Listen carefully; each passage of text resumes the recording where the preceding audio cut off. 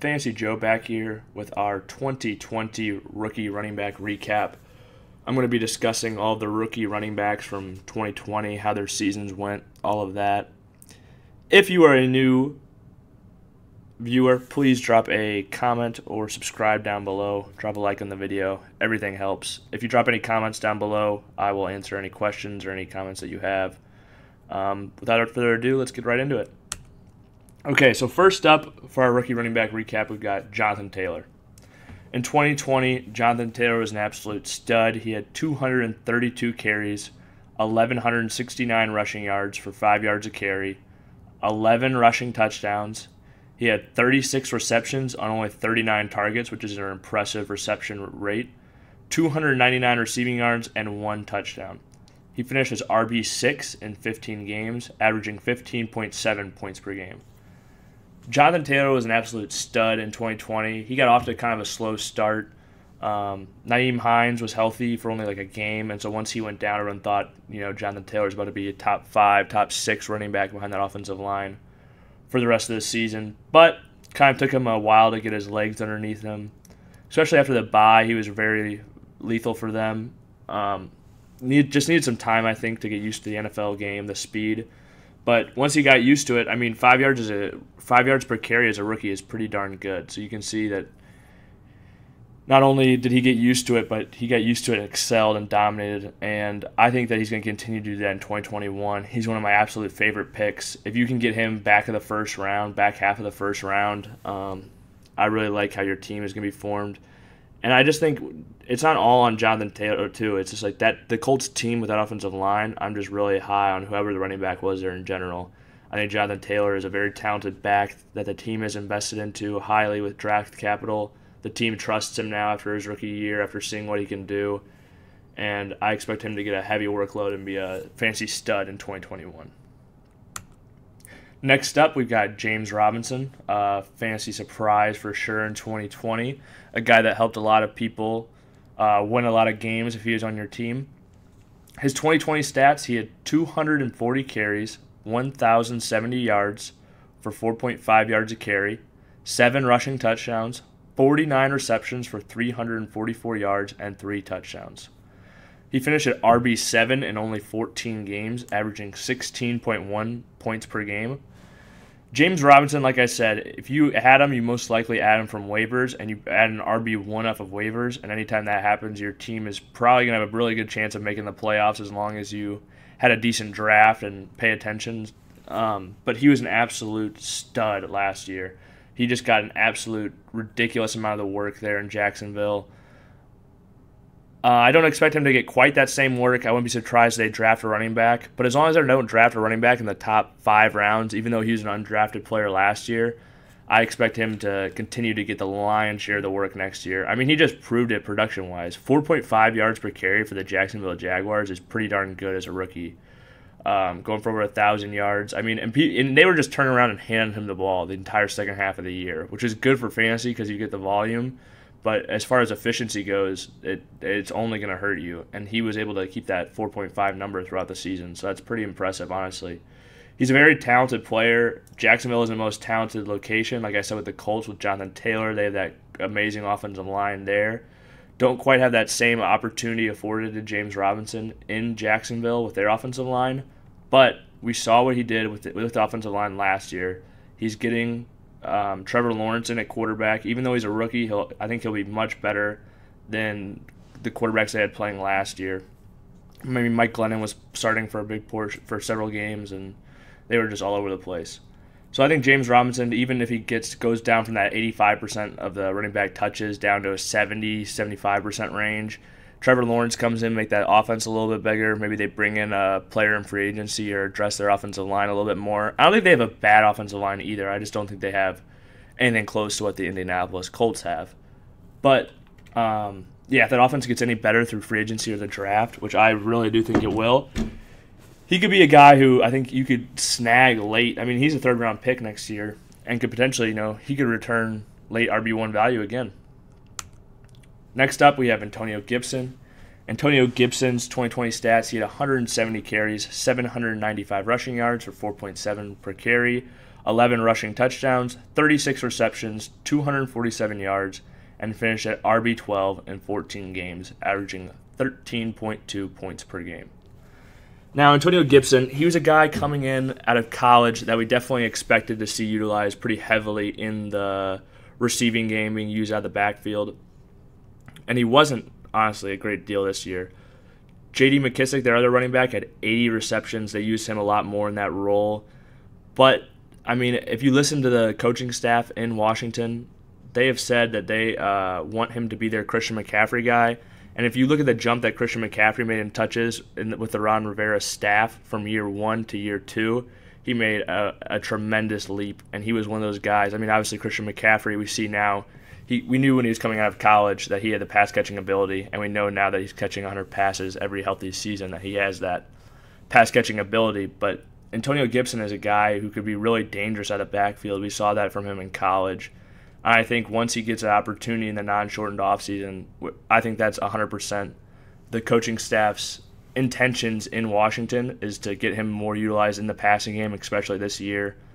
I think that he could be a guy who could, over the second half of the season, he was on pace for 245 carries. I think he's a guy who could be right around that 240 carry mark or something next year or more and be getting 60 receptions, somewhere around there at least, and just be absolute dynamite for fantasy. We discussed the other two rookies' offensive line so far. I won't touch on everyone's offensive line, but Antonio Gibson actually has a pretty good offensive line in Washington. They've got some talented players.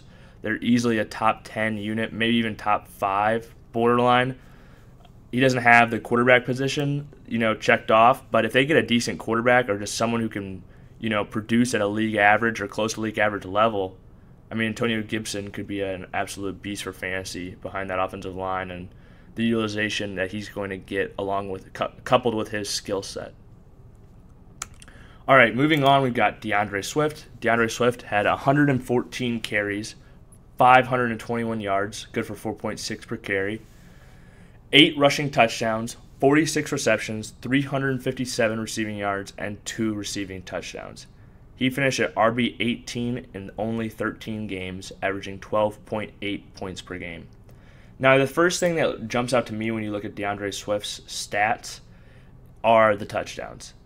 Somehow, on those touches, he was able to score 10 touchdowns in only 13 games, which is pretty remarkable. Honestly, if he has a good year next year, I think he'll score 10 touchdowns if he plays all 16 games, and I think he'll get a lot more touches than he will in 2020 going forward. But I think I'm scared of DeAndre Swift in 2021 just from the fact that I don't know how good the Lions are going to be. I need to see something from this Lions front office to make me think that this team can compete in 2021 a little bit more than what their current roster has before I'm jumping onto this DeAndre Swift as an RB1 bus. I think he's very talented. I mean, from week 6 on, he was RB9. So I can see, and he only played in 13 games. I can see how he could make it there, and I think he's a very talented player, don't get me wrong. I mean, you can see averaging 4.6 per carry. The Lions don't have a bad run and blocking offensive line either by any means. And he is one of those guys who has the skill set to be dangerous out of the backfield. But I just think this team is going to be really bad next year, and I just think that the touchdown necessarily won't be there. I don't know if he's going to be, maybe he is just getting garbage yards every game, but I don't know if that's going to be enough to make him an RB1. So I've got my concerns about DeAndre Swift moving forward. I think he's a very talented running back. I just don't know if 2021 is going to be the year that he is a beast for fantasy on the Detroit Lions. Next up, we've got J.K. Dobbins. J.K. Dobbins in 2020 had 134 carries, 805 yards, good for 6 yards a carry, 9 rushing touchdowns, 18 receptions, 120 receiving yards, and he finished at RB21 in 15 games, averaging 10.6 points per game. J.K. Dobbins was a guy who definitely came on over the second half of the year. He finished from week 10 on. He was RB8 once they started benching Mark Ingram more consistently and giving him the lion's share of the workload. Now, I'm definitely excited about J.K. Dobbins moving forward into 2021. I mean, he was one of my favorite running backs coming out of the draft, and as you can see, just the efficiency. I think some of this has to do with their run scheme, having Lamar Jackson to distract, those defensive ends, those outside linebackers with some of those plays, gets the extra man out of the box, or distracted at least, so he can hit the hole before the extra defender can get there. And they have a very talented offensive line. Although I think you can make the argument that our offensive line might be even more talented than it was this year, next year when they get healthy because of Ronnie Stanley coming back. Although maybe they end up trading their right tackle from last year, Orlando Brown, who ended up playing left tackle when Ronnie Stanley got hurt. But that is yet to be seen, so we don't know. But even though the Ravens run the ball more than anybody in the league, they run about 34 times a game last year, 34 and a half. But we factor in Lamar's rushing attempts, that's about 10 per game. It brings you down to 24, which brings you down to a much more around league average type of number, or not as drastically high up there. Like I think 34 and a half was 3 more carries than anyone else per game, just to put that into perspective about how high that truly is. But then when you get down to that 24 number, and then you start talking about splitting that with Gus Edwards, who the Ravens have talked about signing to a potential potential extension this offseason, it makes me worry that he's going to be in that 12 to 15 carries a game range, and he just showed last year he was able to produce with. But if you're not averaging 6 yards a carry and punching a bunch of touchdowns in, I don't see him being very heavily utilized in the passing game. Even though I think he has that skill set, I just don't think that fits Baltimore's scheme exactly. So I think from that perspective, if he's not punching a lot of touchdowns, I think he could have a disappointing 2021 if Gus Edwards is involved, as I think he will be. I love the player, though. Love the offensive line that they have there. I just want to see this team commit to him as the running back. Give him that 15, 20 carries a game. Give Gus Edwards 10 to 15 or less, and let J.K. go to work, But anyway, moving on. We've got Clyde Edwards-Helaire. Clyde Edwards-Helaire was the only one of these rookie running backs that was taken the first round last year. His 2020 stats, he had 181 carries, good for 803 rushing yards for 4.4 per carry, 4 rushing touchdowns, 36 receptions, 297 receiving yards, and 1 touchdown. He finished at RB22 in 13 games, averaging 12.2 points per game. Anyone who drafted Clyde Edwards-Helaire in 2020 was definitely disappointed. And I think, honestly, it comes down to 2 simple factors: touchdowns and pass catching. Touchdowns, 4 rushing touchdowns, no one, even in 13 games, nobody was expecting that few from a running back drafted in the first round by the Kansas City Chiefs. I think everyone thought he was going to punch in at least 8 touchdowns on the ground if he played in 13 games, or 7 something around there at least. And so I think there is a chance. We saw Clyde definitely struggle on the goal line. I think this is something he's going to figure out, hopefully. He is a smaller back, but he's small in stature. He's not small build-wise. He's got a big build. He's a strong guy. He's dense. He's 5'7", 207. Like, he's a bowling ball of a back. I think he's going to learn how to run where people can't utilize the fact that most linebackers and second-level players can't even see him when he's running behind the line. And then when they can see him, just running straight through their face on the goal line. I think he's going to figure that out in year 2. Get that. I don't think he's ever going to be, Marshawn Lynch on the goal line, but I think he could get that rushing touchdowns up to that 8 range, somewhere around there, and then he can start catching a few, he can start hitting double-digit touchdowns. And then, as we said, the pass catching as well, 36 receptions in only 13 games. I think that will go up, and I think the reason that was down this year was just because of the shortened off season. Having a rookie try to be super involved in the passing game anyway is usually pretty difficult, but a rookie with a shortened offseason makes it even more difficult. So I think once he gets that full offseason, that he's definitely going to be, I would say he's a lock. If he plays 16 games, he'll catch 50 passes next year, and he can take that to the bank. Moving on, we've got Cam Akers. Cam Akers' 2020 stats, he had 145 carries, 625 yards, 4.3 yards per carry, 2 rushing touchdowns, 11 receptions, 123 yards, and 1 receiving touchdown. He finished at RB43 in 12 games, averaging 8 points per game. Now, Cam Akers, he was a second-round draft pick by the Rams, was very disappointing as well in 2020. There were a lot of people that thought he was going to be the guy there, that he was going to get that Todd Gurley role, And in actuality, it was more of a running back by committee with Darrell Henderson, Malcolm Brown, everyone getting their shine at different points, mainly more in the regular season. It was just whoever was healthy was going to get the rock the most, or whoever was running well at the time. And that was hard to predict from a fantasy standpoint. But Cam Akers, towards the second half of the year, really, or not even second half, really the last quarter of the season, they started to give him the ball, and he started to produce. So I think going forward, he's a guy who I've ranked just outside my RB1s for next year. He's a guy who, even though he disappointed the most out of all these rookie running backs, probably finishing RB43, I really do like him moving forward just because we saw him at the end of last year to start to get all the work.